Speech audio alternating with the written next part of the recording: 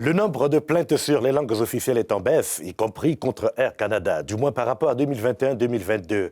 Mais les nouvelles données restent 3 fois supérieures à la moyenne annuelle. On l'a appris en conférence de presse ce matin.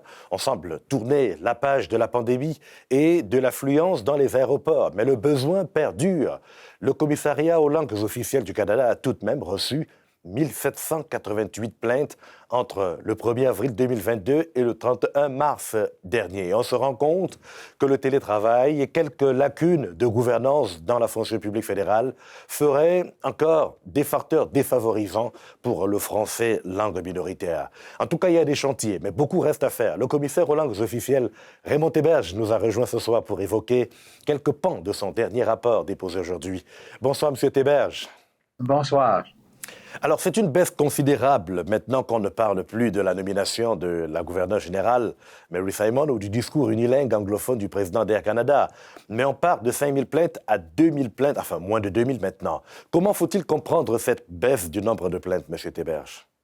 Je pense que c'est important de comprendre le contexte. L'année passée, c'était une année record en vertu des plaintes dont vous avez mentionné. Mais cette année, si on examine les plaintes en fonction d'une tendance sur les 10 dernières années, nous sommes toujours dans une période de croissance. Quand j'ai débuté au commissariat en 2018, on se chiffrait autour de 700 à 800 plaintes. Maintenant, on tourne autour de 1700 à 1800 plaintes par année. Donc, la tendance est à la hausse. Donc, il y a de plus en plus de plaintes. Et votre rapport vise l'offre de services dans les deux langues. D'ailleurs, dans 79% des cas, les plaintes portent sur l'utilisation du français. Et vous semblez tourner le regard vers la gouvernance, M. Théberge. Quelle est la mesure de l'enjeu, à votre avis? Eh bien, lorsqu'on parle de gouvernance, ça fait référence à la mise en œuvre de la loi sur les langues officielles. Donc, qui est responsable de la mise en œuvre? Est-ce que c'est le Conseil du Trésor? Est-ce que c'est Patrimoine canadien?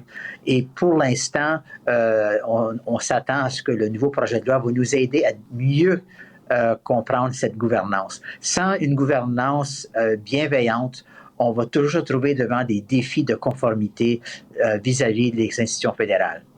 Est-ce que la question du respect de cette langue minoritaire est toujours une priorité au sein de la fonction publique?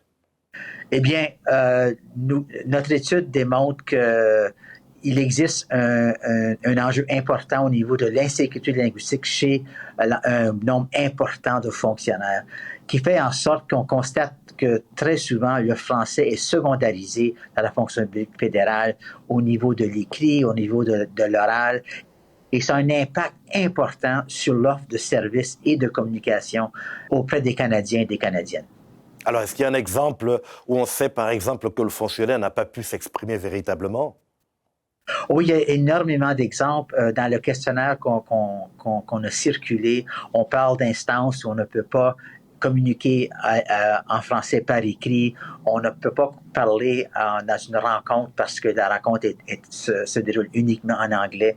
Donc, on a clairement beaucoup d'incidents où c'est clairement identifié que cette langue n'est pas favorisée. Un autre exemple rapide, c'est que lorsqu'on a des rencontres de l'ensemble du personnel, on va mettre à l'écran une diapo « Hello, bonjour »,« Agenda », ordre du jour, et par la suite, tout se déroule en anglais pour toute la journée ou presque entièrement en anglais. Donc, c'est clair que le français connaît un certain recul au sein de la fonction publique fédérale.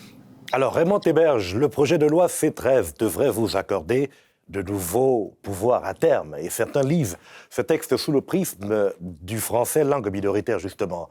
Pourquoi est-il important d'en arriver là, d'arriver à de nouveaux pouvoirs, à ces outils? Eh bien, présentement, le seul outil à ma disposition, c'est d'émettre des recommandations et leur mise en œuvre dépend de la bonne volonté des institutions fédérales et on sait où ça nous a amené jusqu'à date. Les nouveaux pouvoirs, que ce soit la possibilité de conclure des ententes de conformité, de rendre des ordonnances, d'émettre des sanctions administratives pécuniaires, vont collectivement nous aider à faire avancer la conformité au sein de l'appareil fédéral.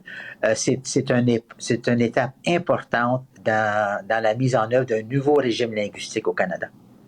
Alors, vous avez rencontré en décembre 2022 la greffière du conseil privé, Janice Charette, pour parler de fonction publique fédérale, évidemment. Et puis, il y a le plan d'action pour les langues officielles qui est arrivé en avril 2023. Quelle est la prochaine étape?